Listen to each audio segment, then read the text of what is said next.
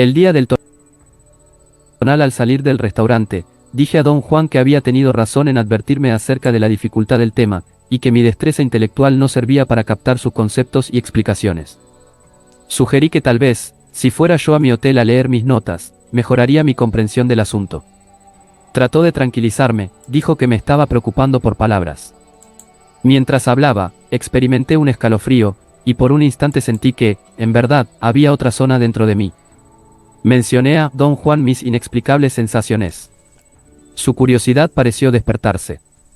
Le dije que había tenido antes dichas sensaciones, y que parecían ser lapsos momentáneos, interrupciones en mi flujo de conciencia.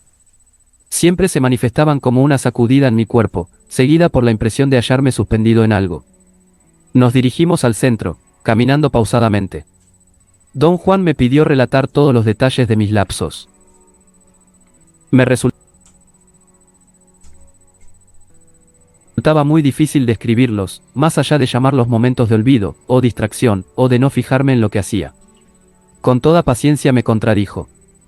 Señaló que yo era una persona exigente, tenía una buena memoria y era muy cuidadoso en mis acciones. En un principio se me había ocurrido que aquellos lapsos peculiares se asociaban con la cesación del diálogo interno, pero también los experimentaba cuando había hablado extensamente conmigo mismo. Parecían brotar de una zona independiente de todo cuanto yo conocía. Don Juan me dio palmadas en la espalda. Sonrió con deleite visible. Por fin empiezas a establecer relaciones reales, dijo. Le pedí explicar la críptica frase, pero él detuvo abruptamente nuestra conversación y me hizo seña de seguirlo al atrio de una iglesia. Este es el final de nuestro viaje al centro, dijo, y tomó asiento en una banca. Aquí tenemos un sitio ideal para observar a la gente. Unos pasan por la calle y otros vienen a la iglesia. Desde aquí podemos verlos a todos. Señaló una ancha calle de comercios y el sendero de grava que llevaba a los escalones de la iglesia. Nuestra banca estaba a medio camino entre el templo y la calle. Vista es mi banca favorita, dijo, acariciando la madera. Me guiñó el ojo y añadió, sonriendo, le caigo bien. Por eso no había nadie sentado aquí. Sabía que yo venía. ¿La banca sabía eso? No. La banca no mi nahual. ¿Es el nahual algo consciente? Se da cuenta de las cosas. Por supuesto que se da cuenta de todo. Por eso me interesa tu relato. Lo que tú llamas lapsos y sensaciones, es el nahual. Para hablar de él, debemos tomar prestado de la isla del tonal, así que es más conveniente no explicarlo, sino sencillamente contar sus efectos. Quise decir alguna otra cosa sobre aquellas sensaciones peculiares, pero él me silenció. Esto es todo por hoy. Hoy no es el día del nahual, hoy es el día del tonal, dijo. Me puse mi traje porque hoy soy todo tonal. Se me quedó mirando. Yo iba a decirle que el tema estaba resultando más difícil que cualquier cosa que jamás me hubiera explicado, él pareció anticipar mis palabras. Es difícil, dijo. Lo sé. Pero si se piensa que esta es la etapa final, la última etapa de lo que te he estado enseñando, no estamos diciendo demasiado al decir que envuelve todo cuanto mencioné desde el primer día en que nos encontramos. Guardamos silencio un largo rato. Yo sentía que debía esperar la reanudación de las explicaciones, pero tuve un repentino ataque de aprensión y pregunté apresuradamente, ¿están dentro de nosotros el nahual y el tonal? Me dirigió una mirada penetrante. Esa es una pregunta muy difícil, dijo. Tú mismo dirías que están dentro de nosotros. Yo mismo diría que no lo están, pero ninguno de nosotros estaría en lo cierto. El tonal de tu tiempo te empuja a mantener que todo lo que se trata de tus sensaciones y pensamientos tiene lugar dentro de ti. El tonal de los brujos dice lo contrario, todo está afuera. ¿Quién tiene razón? Ninguno. Adentro, afuera, eso realmente no importa. Hice una observación. Dije que, cuando hablábamos del tonal y del nahual, parecía que aún hubiera una tercera parte. Él había dicho que el tonal nos fuerza a ejecutar acciones, y si era imposible tomar en cuenta al nahual, ¿quién era entonces el ser forzado? No me respondió directamente. Explicar todo esto no es tan sencillo, dijo. Por muy astutas que sean las aduanas del tonal, el asunto es que el nahual salta a la superficie. Pero su salida a la superficie siempre es inadvertida. El gran arte del tonal es reprimir toda manifestación del nahual, de tal modo que, aunque su presencia sea lo más obvio del mundo, pasa por alto. ¿Para quién pasa por alto? Chasqueó la lengua, sacudiendo la cabeza de arriba a abajo. Lo presioné a responder. Para el tonal, dijo. Estoy hablando exclusivamente del tonal. Por supuesto que ando con rodeos, pero eso no debería sorprenderte ni molestarte. Te advertí la dificultad de comprender lo que tengo que decirte. Me tuve que salir con todas estas bolas porque mi tonal se da cuenta de que está hablando de sí mismo. En otras palabras, mi tonal se usa a sí mismo a fin de entender la información que yo quiero que tu tonal tenga en claro. Digamos que el tonal, puesto que se da tremenda cuenta del esfuerzo que cuesta hablar de sí mismo, ha creado los términos yo mismo, y otros así por el estilo, como ve a Lance, y gracias a ellos puede hablar con otros tonales, o consigo mismo, acerca de sí mismo. Ahora, cuando digo que el tonal nos fuerza a hacer algo, no quiero decir que haya ahí una tercera parte. Por lo visto, el tonal se fuerza a sí mismo a seguir sus propios juicios. En ciertas ocasiones, o bajo determinadas circunstancias especiales, algo en el mismo tonal se da cuenta de que hay más en nosotros. Es como una voz que surge de las profundidades, la voz del Nahual. Como se ve, la totalidad de nosotros mismos es una condición natural que el tonal no puede aniquilar por entero, y hay momentos, sobre todo en la vida de un guerrero, en que la totalidad se hace aparente. Durante esos momentos, uno puede adivinar y avalorar lo que realmente somos. Esas sacudidas que has tenido te resultan muy bien, porque esa es la forma en que surge el Nahual. En esos momentos, el tonal se da cuenta de la totalidad de uno mismo. Siempre es una sacudida porque darse cuenta de esto desbarata el sosiego. Yo llamo a ese sentimiento, darse cuenta de la totalidad del ser que va a morir. La idea es que en el momento de la muerte el otro miembro del par verdadero, el Nahual, empieza a operar por completo y el sentir y los recuerdos y las percepciones guardados en nuestras pantorrillas y muslos, en nuestra espalda y hombros y cuello, empiezan a expandirse y a desintegrarse. Como las cuentas de un interminable collar roto, se desparraman sin la fuerza unificadora de la vida. Me miró. Sus ojos eran apacibles. Me sentí incómodo, estúpido. La totalidad de nosotros mismos es un asunto muy peliagudo, dijo. Necesitamos solamente una porción muy pequeña de esa totalidad para llevar a cabo las tareas más complejas de la vida. Pero, al morir, morimos con la totalidad de nosotros mismos. Un brujo hace la pregunta, si vamos a morir con la totalidad de nosotros mismos, ¿por qué no, entonces, vivir con esa totalidad?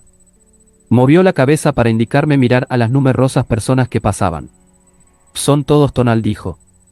Voy a señalarte algunos para que tu tonal los evalúe, y al evaluarlos se evaluará a sí mismo. Dirigió mi atención hacia dos ancianas que acababan de salir de la iglesia. Se detuvieron un momento en la cima de los escalones de piedra caliza, y luego empezaron a descender con infinitos cuidados, descansando en cada peldaño.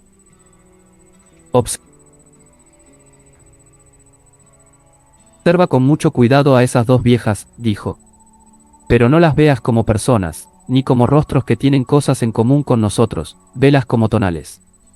Las dos mujeres llegaron al pie de los escalones. Se movían como si la áspera grava estuviera hecha de canicas y ellas se viesen a punto de resbalar y perder el equilibrio. Caminaban del brazo, apuntalándose entre sí con el peso de sus cuerpos. Míralas, dijo don Juan en voz baja. Esas viejas son el mejor ejemplo del peor tonal que puede hallarse. Noté que las mujeres eran de huesos pequeños, pero gordas. Tendrían poco más de 50 años. Sus rostros mostraban una expresión dolorosa, como si descender los peldaños de la iglesia hubiera sido una empresa superior a sus fuerzas. Estaban frente a nosotros, vacilaron un momento y después se detuvieron. Había otro peldaño más en la senda de grava. Tengan cuidado, señoras, gritó don Juan al incorporarse dramáticamente.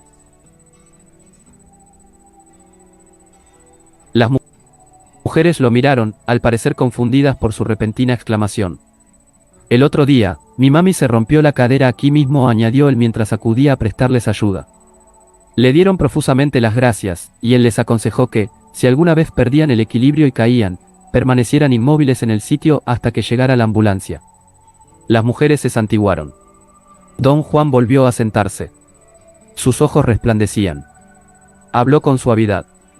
Esas mujeres no son tan viejas, ni sus cuerpos tan débiles, y sin embargo están decrépitas. Todo en ellas es sombrío y triste, su ropa, su olor, su actitud. ¿Por qué crees tú que son así? Quizá nacieron así, dije. Nadie nace así. nos hacemos así. El tonal de esas viejas es débil y tímido.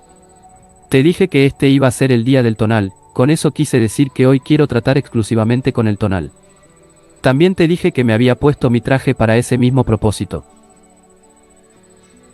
Quise mostrarte con mi traje que un guerrero trata a su tonal en forma muy especial. Te hice ver que mi traje fue hecho a la medida, y que todo lo que hoy traigo puesto me queda a la perfección.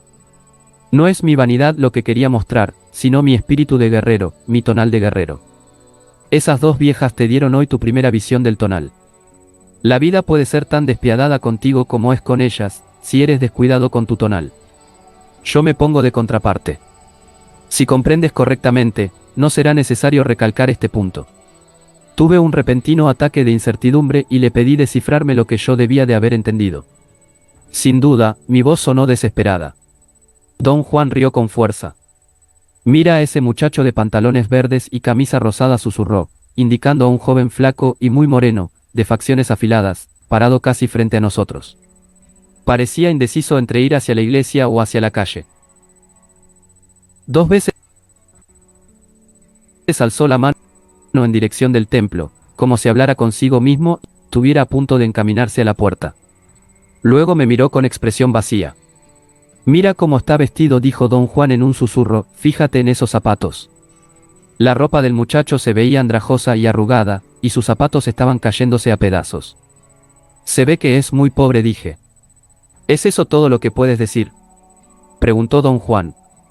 Enumeré una serie de razones que podrían haber explicado la astrosa apariencia del joven: mala salud, un revés de la suerte, indolencia, indiferencia hacia su apariencia personal, o la posibilidad de que acabara de salir de la cárcel. Don Juan dijo que yo no hacía sino especular, y que no le interesaba justificar nada, sugiriendo que el joven era víctima de fuerzas inconquistables. A lo mejor es un agente secreto que se ha disfrazado de vago, dije en son de broma. El muchacho se alejó hacia la calle con paso incoherente. No se ha disfrazado de vago, es un vago, dijo don Juan. Mira qué débil está su cuerpo. Tiene los brazos y las piernas como alambres. Apenas puede caminar. Nadie es capaz de fingir esa apariencia. Algo anda muy mal con él, pero sin lugar a duda, no sus circunstancias. Debo insistir de nuevo que quiero que veas a ese hombre como a un tonal.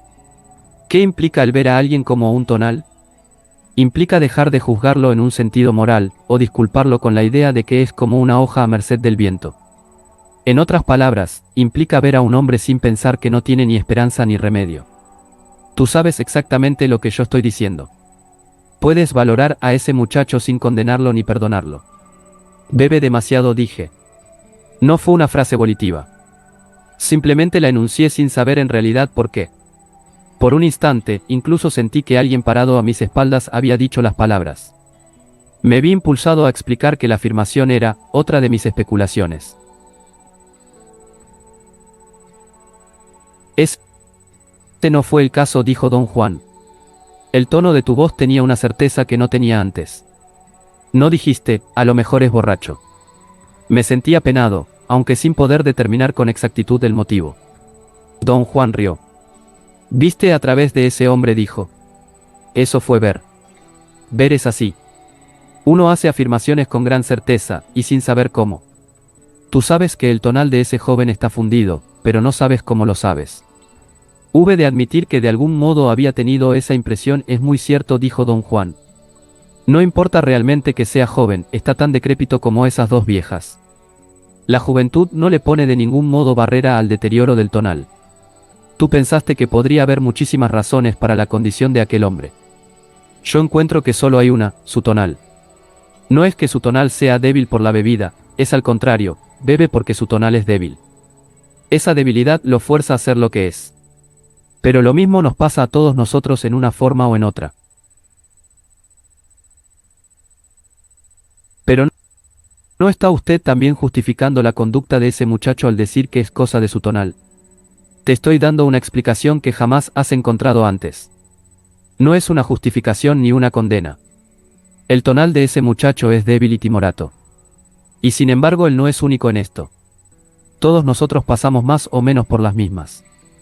En ese momento, un hombre de gran corpulencia pasó frente a nosotros, en dirección a la iglesia. Vestía un fino traje de negocios gris oscuro, y llevaba un portafolios. El cuello de su camisa estaba desabotonado, y la corbata floja. Sudaba profusamente. Su piel era muy blanca, lo cual hacía aún más obvia la transpiración. «Fíjate en él», me ordenó don Juan. Los pasos del hombre eran cortos pero pesados. Su andar tenía cierto bamboleo. No subió hacia la iglesia, la rodeó y desapareció tras ella. «No hay necesidad de tratar el cuerpo de una manera tan atroz», dijo don Juan con un toque de sarcasmo. Pero la triste verdad es que todos nosotros hemos aprendido a la perfección cómo debilitar a nuestro tonal. Yo llamo a eso entregarse al vicio. Puso la mano sobre mi cuaderno y no me dejó escribir más. Razonaba que, mientras yo siguiera tomando notas, sería incapaz de concentrarme. Me sugirió relajarme, cortar el diálogo interno y dejarme ir, para así fundirme con la persona observada. Le pedí explicar a qué se refería confundirse. Repuso que no había manera de explicarlo, era algo que el cuerpo sentía o hacía al ponerse en contacto de observación con otros cuerpos. Luego clarificó el tema diciendo que en el pasado había llamado ver a ese proceso, el cual consistía en un lapso de verdadero silencio interno, seguido por una elongación externa de algo en el sí mismo, una elongación que encontraba y se fundía con el otro cuerpo, o con cualquier cosa dentro del campo de percepción. En ese momento quise volver a mi cuaderno, pero don Juan me detuvo y empezó a señalar distintas personas entre la multitud que pasaba. Indicó docenas de individuos, cubriendo una amplia gama de tipos entre hombres, mujeres y niños de diversas edades. Don Juan dijo que elegía personas cuyo débil tonal encajara en un esquema de categorización, así, me había mostrado una preconcebida variedad de tonales que se entregaban al vicio de darse a sí mismos. No me era posible recordar a toda la gente que él había señalado y discutido. Quejoso, dije que, de haber tomado notas, habría al menos bosquejado su intrincado esquema de tonales que se entregaban a dicho vicio. El caso era que él no quería repetirlo, o quizá tampoco lo recordaba. Riendo, dijo que no lo recordaba, porque en la vida de un brujo, el responsable de la creatividad era el nahual. Miró el cielo y dijo que se hacía tarde, y que desde ese momento en adelante cambiaríamos de rumbo. En vez de tonales débiles, aguardaríamos la aparición de un tonal hecho y derecho. Añadió que solo un guerrero poseía tal tonal, y que el hombre común, cuando mucho, podía tener un tonal en buen estado. Cuando hubimos esperado unos minutos, se dio una palmada en el muslo y chasqueó la lengua. «Mira quienes vienen», dijo, señalando la calle con un movimiento de barbilla. Como si los hubiéramos encargado. Vi a 3 indios que se acercaban. Vestían cotones pardos de lana, pantalones blancos que les llegaban a media pantorrilla, camisas blancas de manga larga, huaraches sucios y gastados y viejos sombreros de paja. Cada uno llevaba un bulto atado a la espalda. Don Juan se levantó y fue a encontrarlos. Les habló. Ellos, sorprendidos al parecer, lo rodearon. Le sonrieron. Aparentemente les decía algo acerca de mí, los 3 se volvieron a sonreírme. Estaban a 3 o 4 metros de distancia, escuché con atención, pero no pude oír lo que decían. Don Juan metió la mano en el bolsillo y les dio unos billetes. Parecieron alegrarse, movían los pies con nerviosismo. Me simpatizaron mucho. Daban la impresión de ser unos niños. Todos tenían dientes pequeños y blancos, y facciones apacibles, muy agradables. Uno de ellos, el mayor según todas las apariencias, tenía bigotes. Sus ojos se veían cansados, pero bondadosos.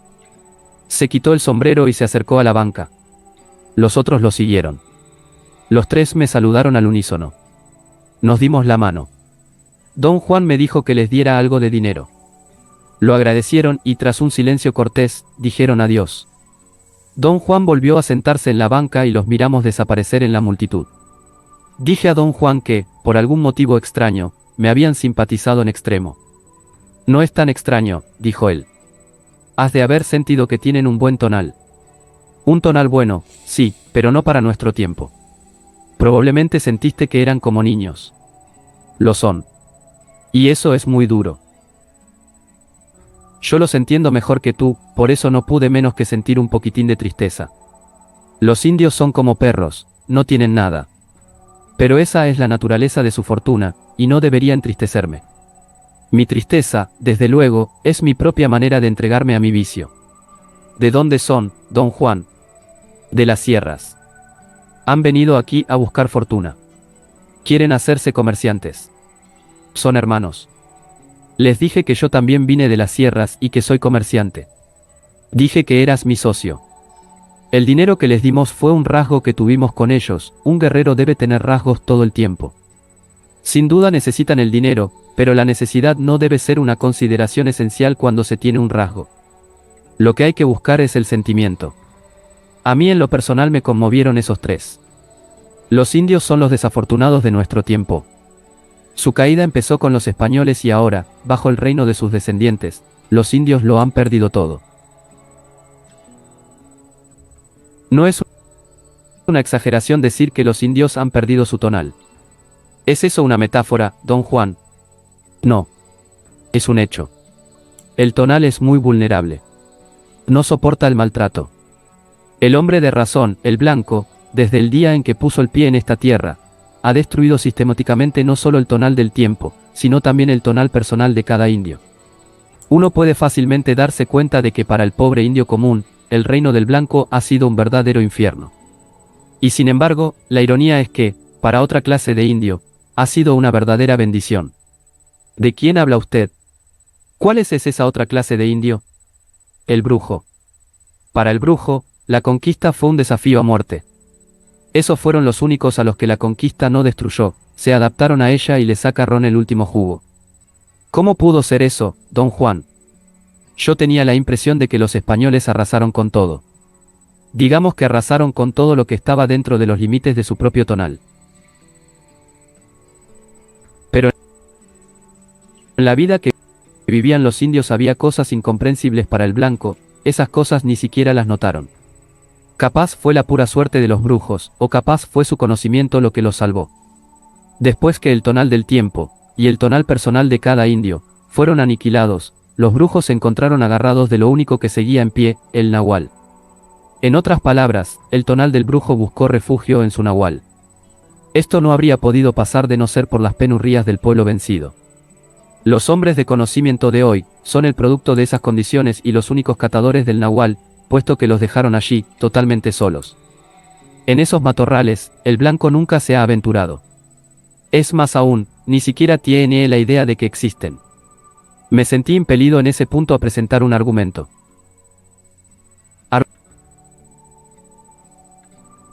Arguí con toda sinceridad que el pensamiento europeo había tomado nota de lo que él llamaba nahual, traje a colación el concepto del ego trascendente, o el observador inobservado presente en todas nuestras ideas, percepciones y sentimientos.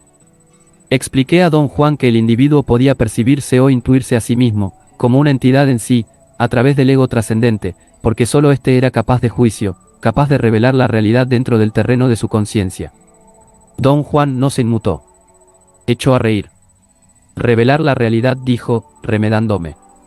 Eso es lo que hace el tonal. Aduje que el tonal podía llamarse el ego empírico localizado en la corriente pasajera de la propia conciencia o experiencia, mientras que el ego trascendente se hallaba detrás de esa corriente.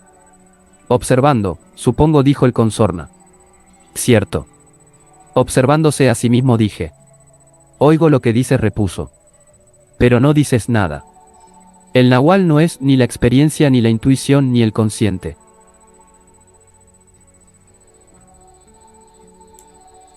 Esos términos, y todos los demás que se te dé la gana decir, son solo objetos en la isla del tonal. El nahual, en cambio, solo es efecto. El tonal empieza al nacer y termina al morir, pero el nahual nunca termina. El nahual no tiene límites. He dicho que el nahual es donde se cierne el poder, esa era solo una forma de aludirlo.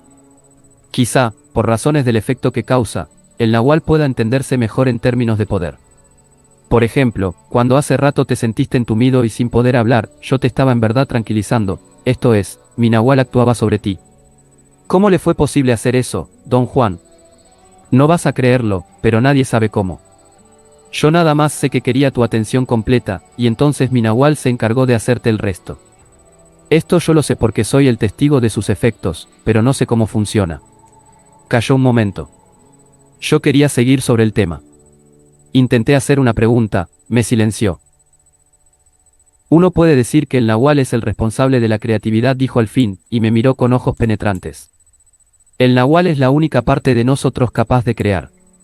Permaneció callado, mirándome. Sentí que estaba encaminando la discusión a un tópico que yo había deseado que él elucidara más ampliamente. Me había dicho que el tonal no creaba nada, sino solo atestiguaba y evaluaba. Le pregunté cómo explicaba el hecho de que construimos magníficas estructuras y máquinas. Eso no es creatividad, dijo. Eso es solamente moldear cualquier cosa con nuestras manos, ya sea personalmente o en conjunto con las manos de otros tonales. Un grupo de tonales puede moldear lo que sea, estructuras magníficas, como dices. Pero entonces, ¿qué es la creatividad, don Juan? Se me quedó mirando, los ojos entrecerrados. Chasqueó suavemente la boca, alzó la mano derecha por encima de la cabeza y con un brusco tirón, torció la muñeca como si hiciera girar una perilla de puerta. La creatividad es esto, dijo al poner la mano, con la palma huecada, al nivel de mis ojos. Tardé un tiempo increíblemente largo en enfocar los ojos en su mano. Sentí que una membrana transparente sujetaba todo mi cuerpo en una posición fija, y que tenía que romperla para posar la vista en aquella mano. Me esforcé hasta que gotas de sudor fluyeron a mis ojos. Por fin, oí o sentí un chasquido, y mis ojos y mi cabeza se libraron de golpe. En la diestra de don Juan había el roedor más ceurrioso que yo hubiese visto. Parecía una ardilla de cola esponjosa. La cola, sin embargo, era más bien la de un puercoespín. Tenía púas tiesas. Tócalo, dijo don Juan con suavidad. Maquinalmente lo obedecí y pasé un dedo sobre el lomo suave. Don Juan acercó más su mano a mis ojos, y entonces noté algo que me produjo espasmos nerviosos. La ardilla tenía anteojos y dientes muy grandes. Parece un japonés, dije, y me eché a reír histéricamente. El roedor empezó a crecer en la palma de don Juan. Y mientras mis ojos seguían llenos de lágrimas de risa, se hizo tan enorme que desapareció. Literalmente, salió de mi campo de visión. Ocurrió con tal rapidez que me quedé a la mitad de un espasmo de risa. Citando miré de nuevo, o cuando enjugué mis ojos y los enfoqué debidamente, me hallé mirando a don Juan. Estaba sentado en la banca y yo de pie frente a él, aunque no recordaba haberme parado. Por un momento mi nerviosismo fue incontrolable. Con toda calma, don Juan se levantó, me forzó a tomar asiento, apoyó mi barbilla entre el bíceps y el antebrazo de su brazo izquierdo y me golpeó en la cima de la cabeza con los nudillos de su diestra. El efecto fue como la sacudida de una corriente eléctrica. Me tranquilizó de inmediato. Yo deseaba preguntar tantas cosas. Pero mis palabras no lograban vadear todos esos pensamientos. Tuve entonces aguda conciencia de que había perdido el control sobre mis cuerdas vocales. Pero no quise esforzarme por hablar y me recliné contra el respaldo de la banca. Don Juan dijo con energía que yo debía integrarme y dejarme de tonterías. Me sentía un poco mareado. Imperioso, me ordenó escribir mis notas, y me alargó mi bloque y mi lápiz tras recogerlos debajo la banca. Hice un esfuerzo supremo por decir algo, y de nuevo tuve la clara sensación de que una membrana me envolvía. Resoplé y gruñí durante un momento, mientras don Juan reía, hasta que oí o sentí otro chasquido. Inmediatamente me puse a escribir. Don Juan habló como si me dictara. Uno de los actos de un guerrero es no dejar que nunca lo afecte nada, dijo. De este modo, un guerrero puede estar viendo al mismo diablo, pero jamás dejará que nadie lo sepa. El control del guerrero tiene que ser impecable. Esperó a que yo terminara de escribir y luego preguntó, riendo, ¿anotaste todo eso? Sugerí que fuéramos a un restaurante a cenar. Me sentía desfallecer. Él dijo que debíamos quedarnos hasta que apareciera el tonal hecho y derecho. Añadió con seriedad que, si no venía aquel día, tendríamos que quedarnos en la banca hasta que le diera la gana aparecer. ¿Qué es un tonal hecho y derecho?, pregunté. Un tonal en su punto justo, equilibrado y armonioso. Se supone que hoy encontrarás uno, o mejor dicho, que tu poder nos lo traerá. Pero ¿cómo puedo distinguirlo de otros tonales? No te apures por eso. Yo te lo señalaré. ¿Cómo es el tonal ese, don Juan? Eso es muy difícil de saber. Depende de ti. La función es para ti, por lo tanto, tú mismo pondrás esas condiciones. ¿Cómo? Eso yo no lo sé. Lo hará tu poder, tu nahual. Hablando en general, hay dos lados en cada tonal. Uno es la parte externa, el margen, la superficie de la isla. Esa es la parte relacionada con la acción y la actuación, el lado áspero. La otra parte es la decisión y el juicio, el tonal interno, más suave, más delicado y más complejo. El tonal hecho y derecho es un tonal donde los dos niveles se encuentran en perfecta armonía y equilibrio. Don Juan calló. Ya había oscurecido bastante, y me era difícil tomar notas. Me indicó estirarme y descansar. Dijo que el día había sido agotador, pero muy prolífico, y que sin duda el tonal hecho y derecho aparecería. Pasaron docenas de personas. Estuvimos sentados, en calma y silencio, unos 10 o 15 minutos. Entonces don Juan se incorporó abruptamente. No le hagas, hombre. Mira lo que viene allí. Una vieja. Señaló con una inclinación de cabeza a una joven que cruzaba el parque y se aproximaba a la vecindad de nuestra banca.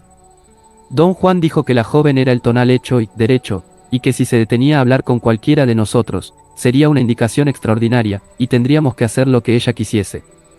No me era posible distinguir con claridad las efasiciones de la mujer, aunque aún había luz suficiente. Se acercó a menos de 1 metro, pero pasó sin mirarnos. Don Juan me ordenó, en un susurro, alcanzarla y hablarle.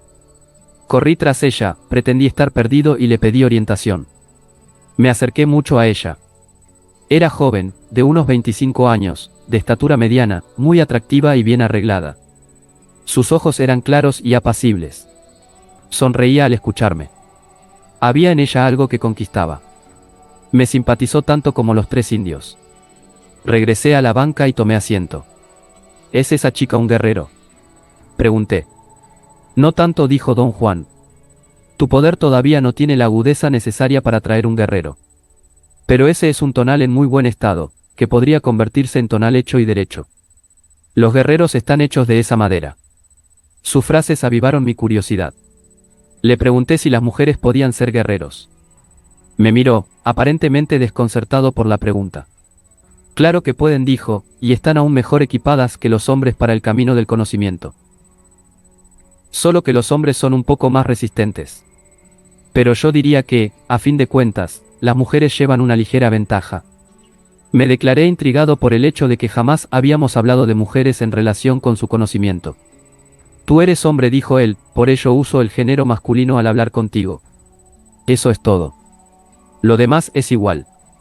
Quise proseguir el interrogatorio, pero él hizo un gesto para cerrar el tema. Alzó la vista. El cielo estaba casi negro. Los conglomerados de nubes se veían extremadamente oscuros. Había aún, sin embargo, algunas áreas en que las nubes tenían un leve tinte anaranjado. El final del día es tu mejor hora, dijo don Juan. La aparición de esa muchacha en el filo mismo del día, es una indicación. Hablábamos del tonal, por tanto, es una indicación acerca de tu tonal. ¿Qué significa la indicación, don Juan? Significa que te queda muy poco tiempo para organizar tus arreglos. Cualquier arreglo que puedas haber construido tiene que ser en un arreglo vivo, porque no tienes tiempo para hacer otros nuevos. Tus arreglos deben funcionar ahora, o no tienen nada de arreglos. Te recomiendo que cuando vuelvas a tu casa, revises tus líneas y te asegures de que son fuertes. Las vas a necesitar. ¿Qué va a pasar conmigo, don Juan? Hace años hiciste oferta al poder. Has seguido fielmente las penalidades del aprendizaje, sin inquietarte ni apurarte. Ahora estás al filo del día. ¿Qué significa eso? Para un tonal hecho y derecho, todo cuanto hay en la isla del tonal es un desafío. Otra forma de decirlo es que, para un guerrero, todo en este mundo es un desafío. El mayor de todos es, desde luego, su oferta al poder.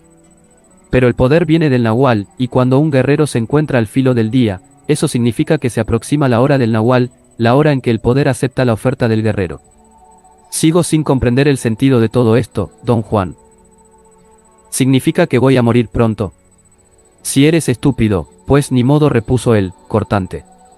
Pero, vamos a ponerlo en términos más amenos, todo esto que he dicho significa que se te van a caer los calzones.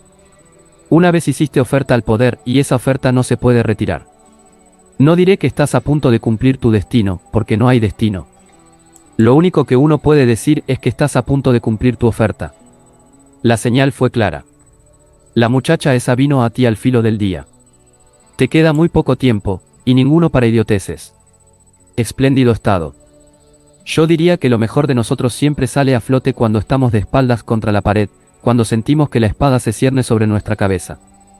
En lo personal, yo prefiero ese estado y no viviría de ningún otro modo.